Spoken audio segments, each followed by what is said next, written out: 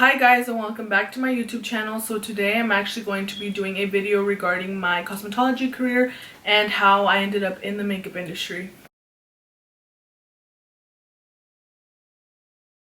So I actually enrolled for cosmetology school as a junior in high school. I was going half days to high school and half days to cosmetology school. At first I was really excited and I was going to school, and then I started falling off the wagon. So I ended up having to go back and finish my cosmetology degree after everybody else because I did miss a lot of hours. I do regret it, but I ended up going to another school to finish my hours because I wasn't really happy anymore at the first school where I started, and it just worked out for me better either way. So then at the second school I felt so much more comfortable. I just felt like it was new and fresh, and it was just like a better alternative for me. I felt like I learned more, and I also had the opportunity to try different products, different techniques and stuff, whereas the first school, it had a lot of students and I didn't have that opportunity as much as I did at my second school. I ended up graduating from my second school, which I really liked. I miss everybody there. It was so much fun being there. Shout out to Megan, Meg, and Tara. They were my homegirls there, and it was really awesome being there and making new friends in the same industry that I was passionate for. So I kind of got into the makeup industry kind of like by accident. My neighbor actually asked my mom if I could do her daughter's makeup for her graduation, which she was older than me. I was 15 and her daughter was 18. My mom said that I could, even though I had no idea that I was going to be doing her makeup. And that day I actually had to go into work because I was a server at that time. And I was mad at my mom. I was like, why are you telling people that I'm going to do things that I don't even know that I'm going to do? And yeah, I ended up doing her makeup. Everybody liked it, and then it was just like word of mouth. And then I started getting other clients, and I started posting my looks on Instagram and Facebook, and I was just getting more confident with my work, and that was really what made it for me. I also would share like my work on Facebook pages and Facebook groups, and that also helped a lot to grow my clientele. At this moment I'm still doing makeup, and it's been almost 5 years since I started, and I mean, I just think that it's like the same technique that's keeping me relevant, which is posting, being consistent, and recommendations. So basically when you're certified, it just means you took a course and you kind of know the basics. To be licensed, it means you actually went to school, you actually took your state exam, practical and written, and you're like actually licensed. You're legal to work at a salon, you're legal to work like do freelance and stuff like that. In the state of Arkansas, you are required to have either 1,500 hours if you want to be doing hair and makeup. If being in the beauty industry is something that you want to do, I suggest for you to do your research on your state requirements and then go from there. Go and ask multiple schools like their price points and exactly like what scholarships you can get. I do feel like being in the beauty industry is very rewarding at the end of the day. Like, yes, it pays good, and yes, it's fun, and you get to make new friendships, and even though, like I said, business is business, like at the end of the day you still appreciate these people.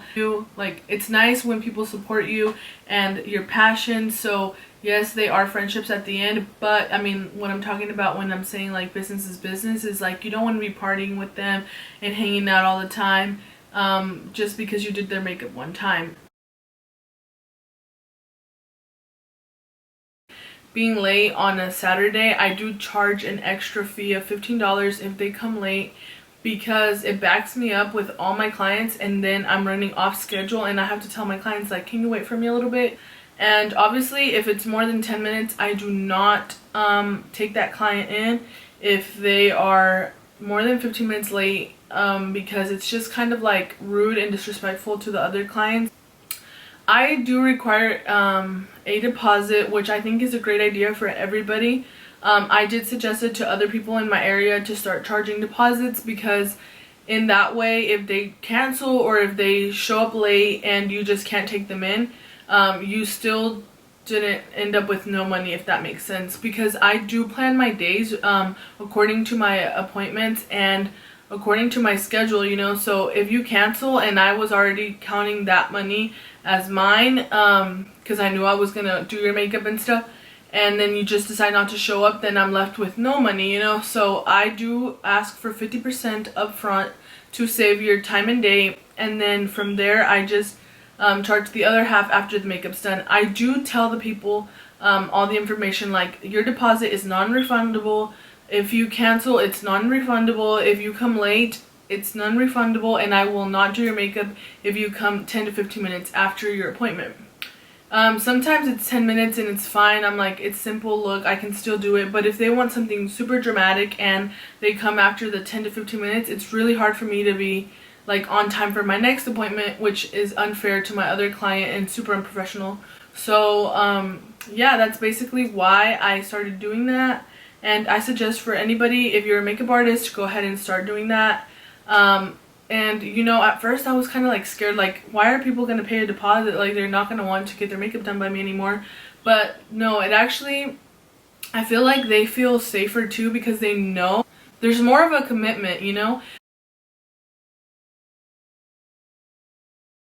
I've had times where I've had to tell people, like, I can't do your makeup anymore, you came after the 15 minutes, and they get kind of upset. But I'm like, you also have to see where I'm coming from. I have somebody after you, and it's not fair to the other person that you decided to come late, or like you're running late, you know. But yeah, so always give yourself extra time when booking an appointment. Before, I know it's kind of like hard because you don't really know how the day is gonna plan out or like end up going, but you know, it's really important because you're on other people's time schedule. And don't forget to evaluate yourself, evaluate and accept criticism, because yes, criticism is going to come regardless if you want to accept it or not, because other people are going to have their opinion. Their husbands are going to say something. If your client wants a thinner brow, then give them a thinner brow. If your client wants more blush, then give them more blush, because at the end of the day, they are the ones wearing the makeup. And even though you might not think it looks good, just do it, because your clients are paying you for this service. And that's something I had to learn the hard way. I would be like, no girl, it doesn't look good with that much blush, and the client would be like, yes, I want more blush. And then at the end of the day, like, I'm like, oh well, yeah, you know, like, it's their makeup, they're the ones wearing it. It's like, whenever somebody shows me a picture of the makeup look that they want and the eye look is nothing like the eye shape that they have, seriously guys, it's ridiculous the amount of unrealistic expectations that we get sometimes. Always provide clients with your before and afters. I think that's very important too. That way they know your like style of work and what you're usually providing your clients with. So that would conclude this video. So I just want to say thank you guys so much for the support I've been getting lately, and don't forget to like, comment, share, and subscribe, and go ahead and leave me your feedback and let me know what you guys want to see next. Bye. We wanna ball and get loose.